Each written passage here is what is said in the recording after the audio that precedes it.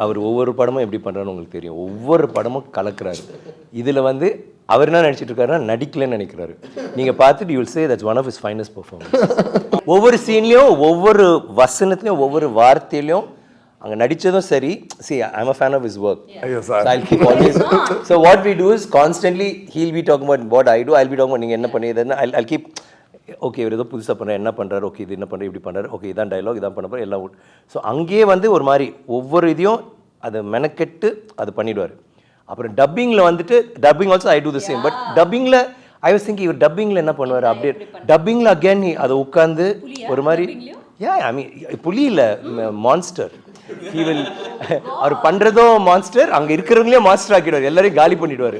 அதை வந்து எடுத்து அந்த ஒவ்வொரு அந்த காமா அந்த வார்த்தையில் ஒரு 4 எழுத்து இருக்குன்னா அந்த 4 எழுத்தையும் அது வந்து எல்லாம் இது பண்ணி பார்த்து தட்டி பார்த்து that's what I told him. எனக்கு வந்து பர்ஃபெக்டாக இருந்துச்சு. Like normally when you see a performance there'll be something எங்கேயாவது ஒரு இடத்துல அந்த ஒரு I thought ஐயோ அம்மி. அண்ட் அவர் என்ன சொல்ற நடிச்சனா நிஜமாவே நல்லா இருக்கா அப்படின்றாரு.